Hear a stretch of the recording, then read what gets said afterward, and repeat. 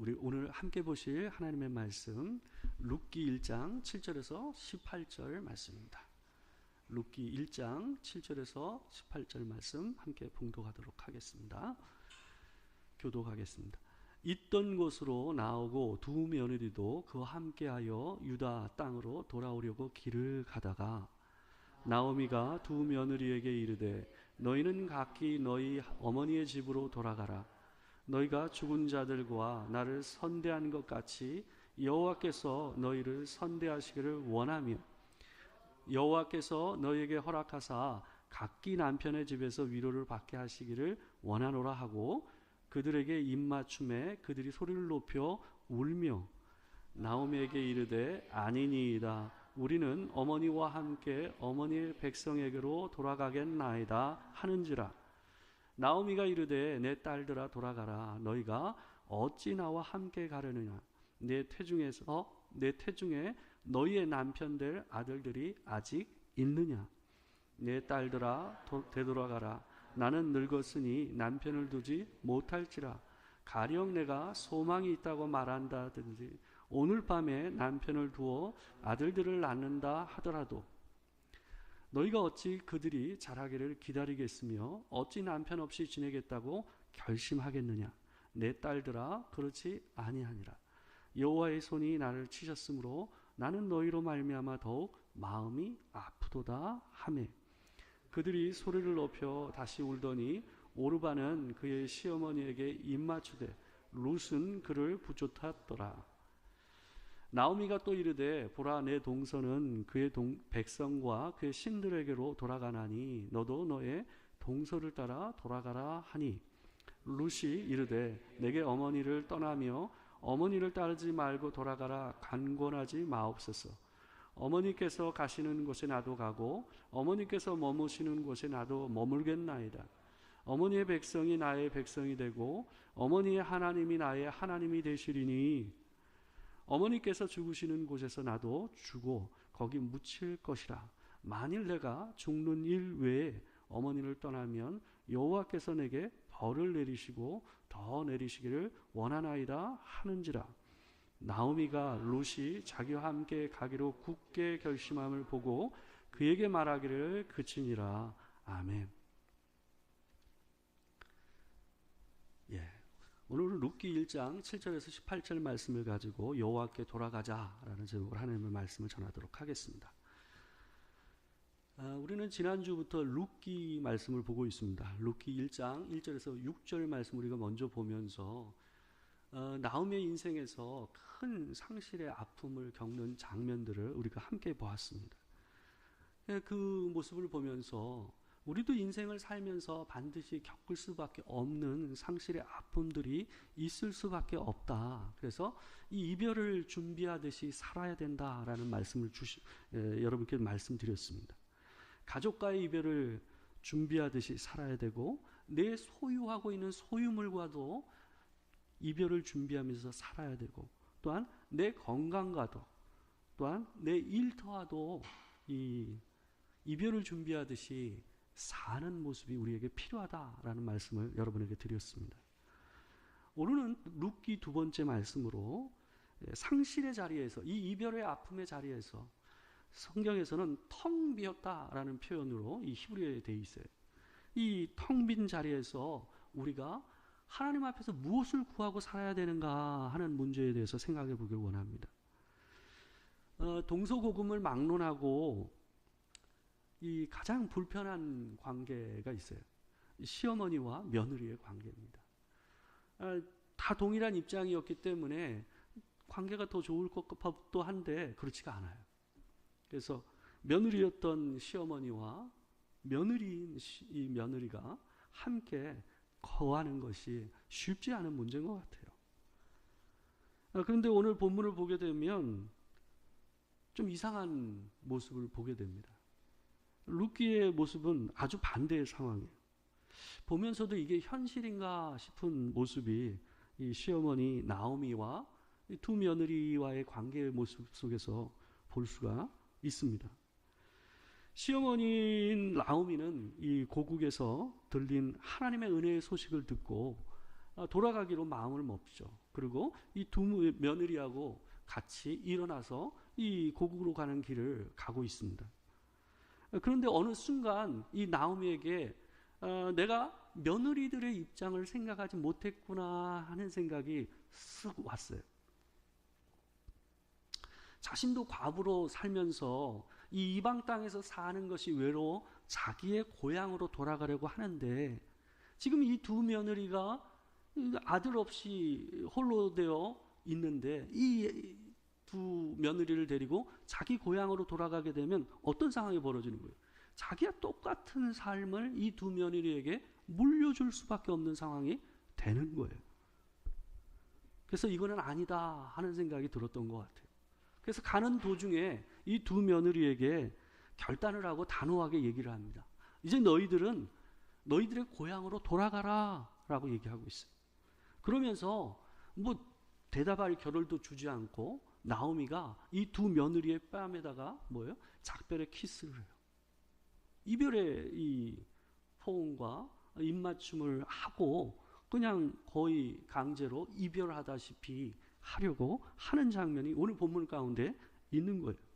며느리들은 동행하다가 갑자기 당황을 해서 소리를 높여 울었다라고 오늘 본문에서 나와요. 절대로 그럴 수 없다라고 얘기하는 거예요. 오늘 본문을 보게 되면 본문 10절에 이 나오미에게 이 두 며느리가 뭐라고 그러냐면 아니니이다. 우리는 어머니와 함께 어머니의 백성에게도 돌아가겠나이다 라고 얘기하고 있어요. 근데 이게 예의상 하는 빈말이 아닙니다.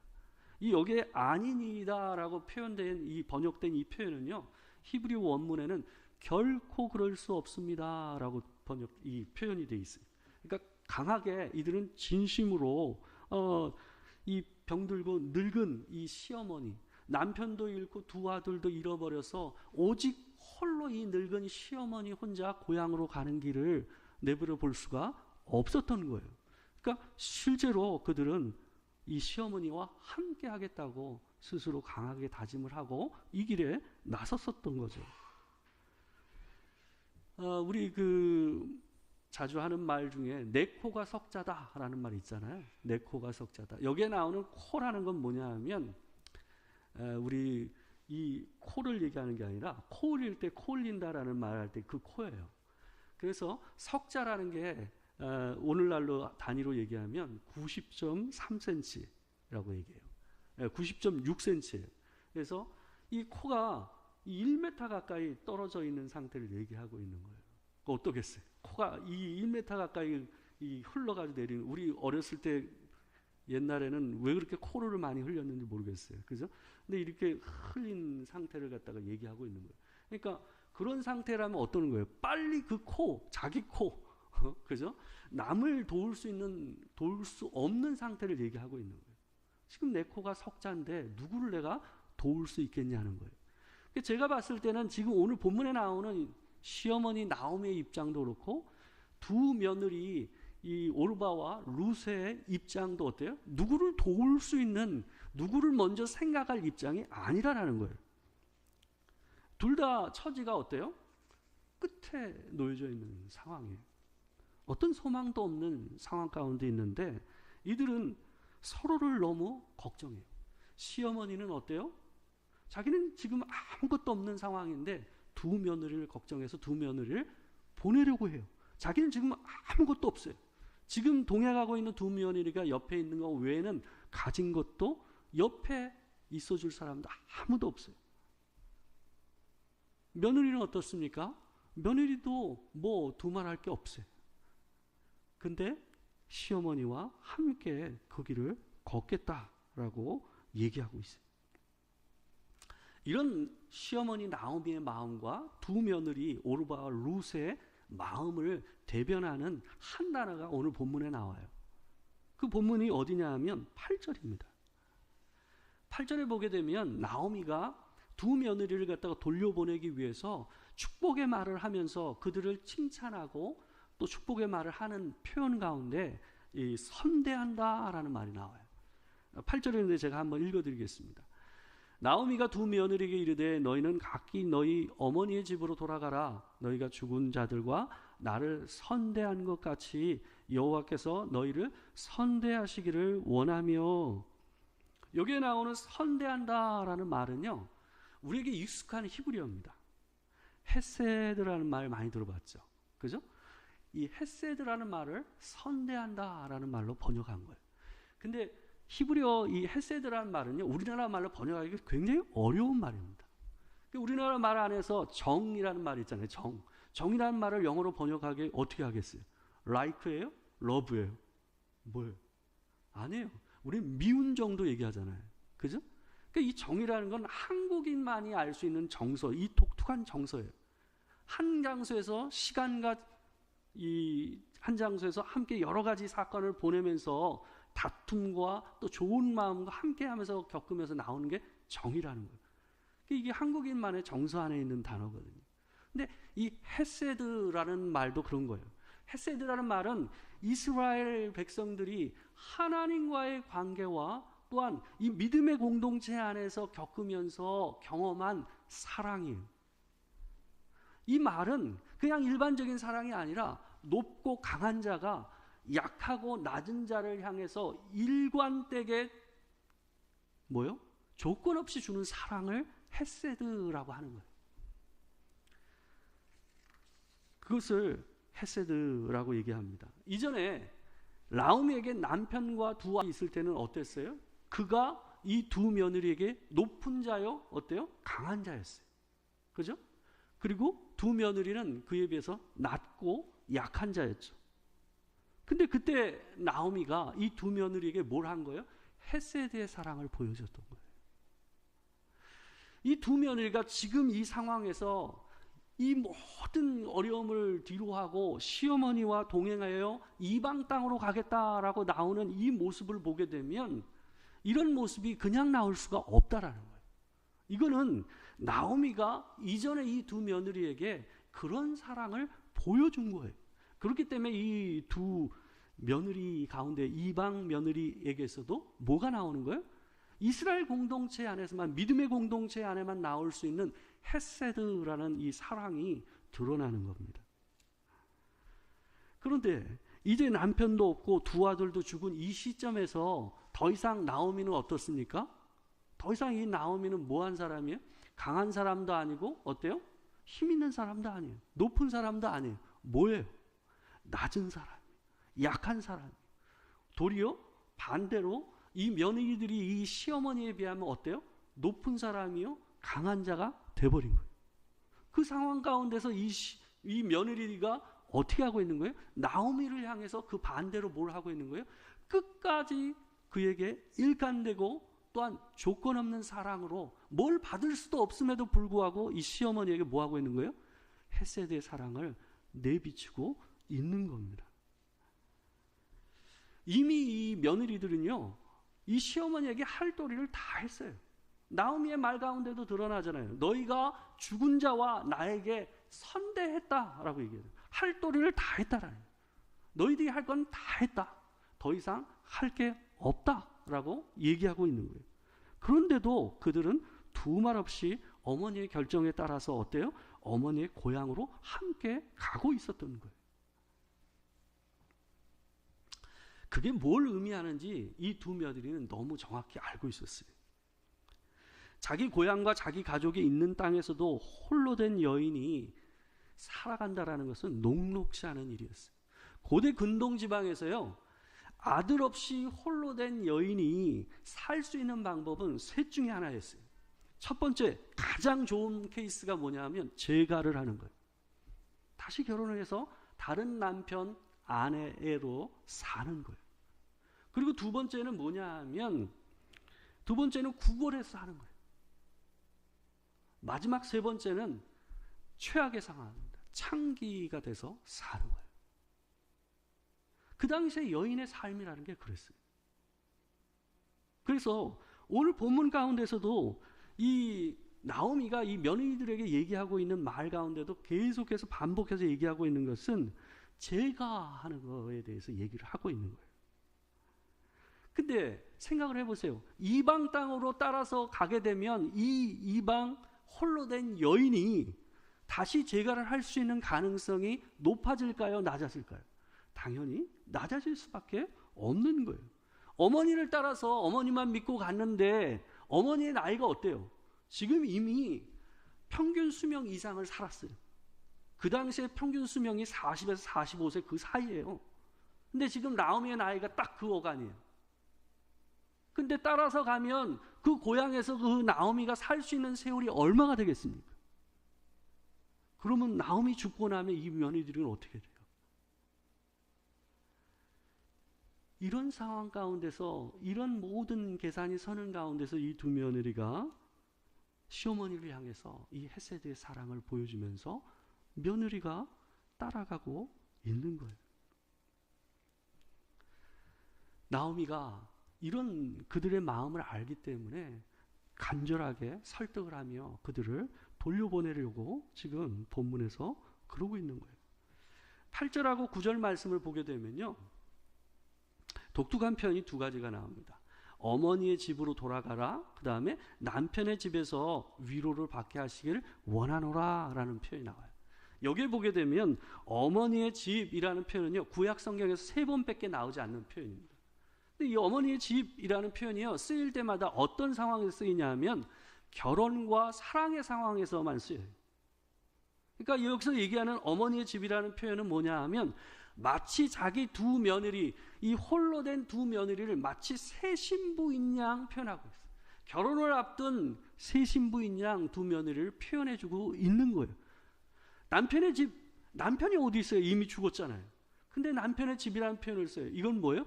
제가 해서 살게 될 남편의 집을 표현하고 있는 거예요. 그러니까 나오미가 얘기하는 내용은 전부 다 뭐예요? 그들에게 제가의 축복을 하나님의 이름으로 하고 있는 겁니다.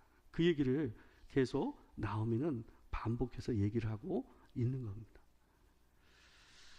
나오미는 누구보다 타향에서 홀로 사는 아픔에 대해서 알고 있었어요. 그가 먼저 홀로 돼서 그 타향 땅에서 살았잖아요. 근데 이 두 며느리한테 그 삶을 물려줄 수 없었던 거예요. 그래서 간절히 돌아가라라고 얘기하고 있는 거예요.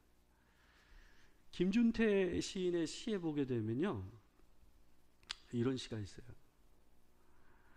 짧은 시지만 와닿지 않아요? 고향에선 눈 감고 뛰어도 자빠지거나 넘어질 땐 흙과 풀이 안아준다. 공감이 가지 않아요? 이게 무슨 의미인지 아시겠죠? 고향이라는 데가요, 그냥 얼마나 푸근한지 먹고 들어가는 게 있다는 거예요. 눈 감고 뛰어서 넘어져도 고향의 흙과 뭐예요? 풀이 나를 안아준다라는 거예요. 근데 지금 그 고향을 뭐 하는 거예요? 떠나가야 하는 며느리들이 있는 상황인 거죠. 이 며느리들이 말을 듣지 않고 울기만 하자 이 시어머니 나오미가 다시 한번 설득을 합니다. 독한 마음으로 그들에게 현실을 느낄 수 있도록 얘기를 해줘요. 만약 나를 따라온다고 해서 내가 만약 새로운 남자를 만나서 아들을 낳아서 너희에게 줄 수 있겠느냐? 그리고 설욕 내가 아이를 낳는다 한들 너희들이 그 아이가 크도록 기다릴 수 있겠느냐라는 얘기를 하고 있어요. 이 얘기는 뭐냐 하면 그 당시 이스라엘에 하나님께서 주신 법 중에 이 수혼의 법이 있어요. 수혼. 그리고 형사치수라는 거 같은 의미입니다. 뭐예요? 아들 없이 죽은 형수를 밑에 있는 이 도련님이 이 아내로 맞이해서 가계를 이어가는 제도예요. 이게 왜 그러냐 하면 그 당시에 여인이 홀로 된다는 것은 죽음과 같은 일이었어요. 그렇기 때문에 그 홀로 된 여인을 살리기 위해서 하나님께서 그 공동체에 세우신 법이 바로 수원제도라는 거예요. 형사치수제도라는 거예요. 그 제도에 맞춰서 지금 뭘 얘기하고 있는 거예요? 나오미가 이런 얘기를 하고 있는 거예요. 이미 나는 아이를 낳을 수 있는 정년기를 넘어간 여인이고 결혼할 수 있는 여인이 아니기 때문에 너희에게 나를 따라서 온다 한들 너희들이 가질 수 있는 소망이 절대로 없다라는 것을 이 얘기를 통해서 나오미가 표현하고 있는 거예요. 그때야 비로소 오르바 이 둘째 며느리입니다. 우리 룻기 앞에 보게 되면 오르바 이름이 앞에 나오다 보니까 우리가 오르바가 맏며느리라고 착각하기가 쉬운데 오르바가 둘째 며느리입니다. 룻이 맏며느리예요. 근데 오르바가 시어머니에게 입맞춤을 하고 고향으로 돌아가요. 근데 룻이 돌아가지를 않는 거예요. 그래서 그 룻에게 이 나오미가 뭘 얘기하냐면 네 동서는 그의 백성과 그의 신에게 돌아갔다. 너도 돌아가라 라고 얘기합니다. 그때 룻이 특별한 표현을 얘기합니다. 우리 룻기 1장 16절에서 17절 말씀을 같이 한번 읽어보겠습니다. 자, 시작. 룻이 이르되 내게 어머니를 떠나며 어머니를 따르지 말고 돌아가라. 강권하지 마옵소서. 어머니께서 가시는 곳에 나도 가고 어머니께서 머무시는 곳에서 나도 머물겠나이다. 어머니의 백성이 나의 백성이 되고 어머니의 하나님이 나의 하나님이 되시리니 어머니께서 죽으시는 곳에서 나도 죽어 거기 묻힐 것이라. 만일 내가 죽는 일 외에 어머니를 떠나면 여호와께서 내게 벌을 내리시고 더 내리시기를 원하나이다 하는지라. 룻은 다시는 자신을 돌아가라고 강권하지 말라고 시어머니에게 강하게 얘기를 합니다. 그러면서 자기 의지를 어떻게 표현하고 있냐면 어머니가 가는 곳에 나도 가고 어머니가 머무르는 곳에 나도 머무르고 또한 어머니의 백성이 나의 백성이 되고 어머니의 하나님이 나의 하나님이 된다는 거예요. 이게 뭔 의미예요? 이제 더 이상 내가 모압 사람이 아니라는 거예요. 나는 이제 이스라엘 사람이고 나는 그모스를 섬기는 사람이 아니라 하나님을 섬기는 여호와 하나님을 섬기는 하나님의 백성입니다라고 어머니 앞에 선언하고 있는 거예요.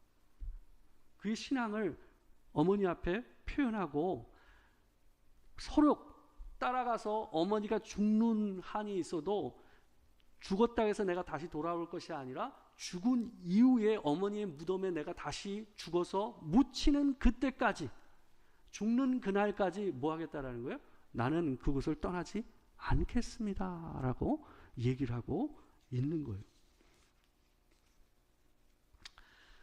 우리는 오늘 본문에서 이 헤세드라는 이 독특한 이스라엘 백성에게 있는 이 사랑의 문화, 이 정서를 그러니까 선순환되고 있는 것을 우리가 볼 수가 있어요. 도대체 두 며느리는 이런 충성된 사랑을 어디서 배웠겠습니까? 나오미에게 배운 거예요. 나오미가 두 며느리에게 보여주는 그 사랑을 따라서 이 두 며느리가 흉내내고 있는 거예요. 그대로 보여주고 있는 거예요. 그러면 나오미는 이 사랑을 어디서 배웠을까요?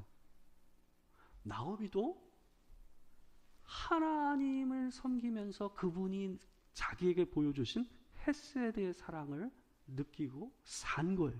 또한 그가 속해 있었던 믿음의 공동체요 이스라엘 백성들 사이에서 뭘 느낀 거예요? 헤세드의 이 사랑을 배우고 자라난 거예요. 그렇기 때문에 나오미가 지금 그 변함없으신 하나님의 사랑을 기대며 살고 또 그의 며느리에게 그 사랑을 보여줄 수 있었던 거예요. 이 가정 안에 있는 이 헤세드의 사랑의 순환이 하나님 앞에서 아름다운 모습으로 드러나는 거예요. 한 가지 더 우리가 생각하게 되는 것은 지금 이 나오미가 고향으로 가는 이유가 뭡니까? 이 순간 어떤 것도 가진 것이 없고 그 전보다 훨씬 더 못한 상황이에요. 남편도 잃고 두 아들도 잃었어요. 근데 고향으로 돌아가는 것이 쉬웠겠습니까? 여러분 우리가 금이 환향이라는 말을 쓰잖아요. 그죠? 근데 그렇지 않는 이 모든 것을 잃은 상황 가운데서 고향으로 돌아가서 고향 사람들이 내 얼굴을 보면서 할 말들이 생각이 안 났겠습니까? 근데 이 여자는 지금 그 고향으로 다시 돌아가요. 왜요? 왜 돌아갑니까? 그의 마음 안에는 굉장히 복잡한 심정이 있었어요. 뭐요? 이 며느리에게 뭐라고 그랬습니까? 며느리들에게 여호와께서 나를 치셨다. 하나님께서 나를 치셔서 나의 마음이 쓰다. 아프다라는 말은 쓰다, 마라라는 표현이에요. 쓰디 쓴 인생을 지금 내가 살고 있다. 그렇게 표현했어요. 하나님께서 자기를 치셨다고 얘기했어요. 하나님이 나를 혹독하게 다루고 계시다라고 얘기를 하고 있어요. 근데 이 여자는 지금 어디로 가요? 하나님께 가요. 그에 속했던 믿음의 공동체로 다시 돌아가요. 왜요? 하나님께서 그를 힘들게 하고 그의 인생 가운데 상실의 아픔을 주셨음에도 불구하고 이 나오미는 정확히 알고 있어요. 뭐요? 자기 인생에서 아픔을 주신 자도 하나님이시지만 그에게 그 상실의 아픔을 치유하시고 그 아픔을 낫게 하사 다시금 그 사랑으로 내게 은혜를 베푸실 분은 여호와 하나님 외에는 없다라는 것을 나오미는 알고 있었기 때문에 그 아픔을 겪은 그 순간에도 어때요? 하나님을 떠올려서 여호와께 돌아가는 거예요. 예수를 믿는 자, 하나님을 믿는 자가 인생 안에서 동일하게 우리는 뭘 경험합니까? 아픔을 경험해요. 상실의 아픔, 고통과 슬픔을 경험하고 때로는 질병을 맞고 때로는 실패를 경험하고 때로는 큰 이별을 경험해요. 그럴 때는 이 나오미처럼 자기 인생을 향한 하나님의 이 모습을 통해서 뭘 느껴요? 하나님을 향한 원망이 나와요. 쓰디쓴 마음이 나와요. 왜 하나님 내게 이렇게 하셨습니까? 하는 말이 나와요. 그럼에도 불구하고 나오미는 어때요? 그 순간에 그래도 주님께 나아가는 거예요. 왜요? 하나님 외에는 우리에게 그 은혜로 다시금 우리를 회복시키시고 우리에게 은혜를 베푸실 그 헤세드의 사랑을 주실 분은 하나님 외에는 없기 때문에 그래요. 그래서 나오미는 그 순간 그 쓰디쓴 마음을 가지고도 하나님 앞에 나아갑니다. 오늘 본문에 돌아가다라는 말이요, 우리가 읽은 본문에서는 9번이 나와요. 1장에서는 11번이 나옵니다. 돌아가야 돼요. 하나님께로 돌아가야 돼요. 힘든 일이 있을 때도, 기쁜 일이 있을 때도, 마음이 상해서 쓰디쓴 입맛이 돌 때도 하나님께로 돌아가야 돼요. 그거 말고는 우리가 해결할 방법이 없어요. 우리 말씀에 보게 되면 우리 그 하는 말 중에 우죽순이라는 말이 있잖아요. 비 온 뒤에 이 죽순이 하루가 다르게 자라나는 모습을 얘기하는 게 우죽순 아닙니까? 그거에 비교해서 한순간에 여러 가지 일이 한꺼번에 터지는 것을 우죽순이라는 표현으로 얘기를 해요. 이게 죽순이라는 게요, 바깥으로 나오면 어느 순간 훅훅 자라 있습니다. 하루가 다르게 자라요. 근데 여러분, 죽순이 땅 속에 있는 기간이 어느 정도인지 아세요? 죽순이요, 평균적으로 땅 속에서 4, 5년을 있는다고 합니다. 그러고 나와서 바깥에서 쑥쑥 자라는 것. 땅 속에 있을 때는 안 보이잖아요. 뭐가 일어나는지 안 보이잖아요. 우리의 삶이 어렵고 힘들 때는요, 하나님이 내 인생에서 일을 하고 계시는지, 그분이 내 인생에서 헤세드의 은혜를 베푸고 계신지가 안 보여요. 안 느껴져요. 근데 죽순이 땅 속에 있어도 자라나고 있는 것처럼 보이지 않는 그때 내 마음이 써서 하나님이 내 인생을 돕고 있지 않는 것 같은 그 순간에도 하나님은 여전히 어때요? 우리에게 헤세드의 사랑을 보여주고 계시다라는 것을 잊지 않으셔야 됩니다. 오늘 본문에 보게 되면요, 14절에 보게 되면 이 표현이 나와요. 룻이요, 나오미 시어머니에게 어때요? 룻은 그를 붙잡았더라 라고 되어 있어요. 여기에 보게 되면 붙잡았더라 라는 표현이요, 어떤 표현이냐 하면 우리 창세기 2장에 보게 되면 남자와 여자가 합하여 한 몸이 되었다라는 표현이 있죠. 거기에 나오는 합하여라는 말이 이 같은 단어예요. 붙잡더라 라는 말. 이게 뭐냐 하면 본드로 붙였다라는 거예요. 본드로. 하나로, 둘이었던 것을 하나로 붙였다라는 거예요. 룻을 하나님께서 룻을 나오미에게 붙여버리셨어요. 룻은 단순히 며느리가 아니라 하나님께서 나오미에게 딱 붙여주신 뭐예요? 헤세드였어요. 근데 나오미는 이 힘든 이 순간에 룻이 자기에게 헤세드라는 것을 봤을까요? 느꼈을까요? 아마 땅속에 있는 죽순과 같았을 겁니다. 우리 인생에서 쓰고 고통스러운 그 순간에 죽순이 위로 올라오지 않은 순간처럼 안 보이지만 여전히 그때에도 하나님께서 우리에게 붙여주신 헤세드가 있다는 것을 기억하고 사셔야 됩니다. 항상 제가 고난과 고통을 당할 때도 보게 되면 하나님께서 내 인생에 붙여주시는 사람이 있어요. 하나님께서 내게 붙여주시는 은혜가 있어요. 주님이 여러분에게도 그 헤세드의 은혜로 여전히 함께 하시고 동행하고 계심을 기억하시며 사시는 여러분과 제가 되길 주의 이름으로 축원합니다. 기도하겠습니다. 우리 각자 한번 기도했으면 좋겠습니다.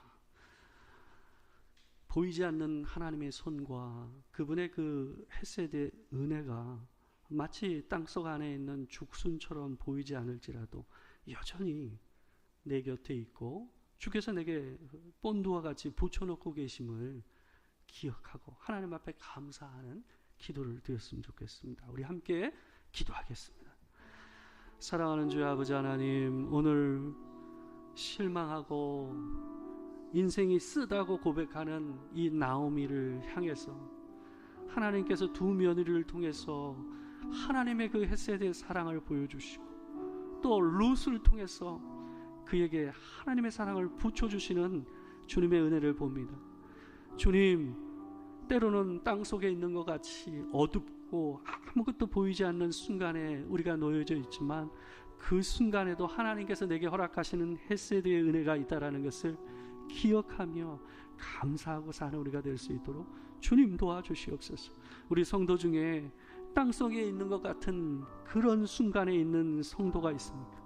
하나님 그들에게 은혜를 더하여 주사 하나님께서 그들에게 붙여주신 은혜가 있음을 볼 수 있는 눈과 지혜를 더하여 주시고 하나님 그 힘으로 그 은혜로 위로를 얻고 다시 하나님을 붙잡고 주께로 나아가는 은혜를 우리에게 허락하여 주시옵소서. 사랑하는 주님, 나오미의 인생이 끝을 달리고 있을 때 어느 것도 자기에게 더 이상 은혜가 없는 것처럼 보이는 그 순간 하나님께서는 두 며느리를 붙여주셨고 또 룻을 그의 인생에 붙여주시는 그 헤세드의 은혜를 계속 그에게 허락하시던 것을 보며 우리 인생을 돌아봅니다. 주님, 때로는 내 인생이 왜 여기 와 있을까? 왜 내 인생이 이런 상황일까 하는 생각이 들 때도 있지만 그러나 그 순간에도 하나님께서 내게 허락하신 헤세드의 은혜와 사랑이 있음을 항상 기억하며 볼 줄 알고 감사할 줄 아는 우리가 되게 하여 주시옵소서. 지금 우리 주 예수 그리스도의 은혜와 아버지 하나님의 크신 사랑과 성령의 교통하심이 진실로 언제나 일관되고 변함없는 사랑으로 우리에게 은혜를 베푸시는 우리 주 하나님의 사랑을 붙잡고 살기를 원하는 이 자리에 있는 모든 성도들 가운데 지금으로부터 영원토록 함께 하시기를 축원하옵나이다. 아멘.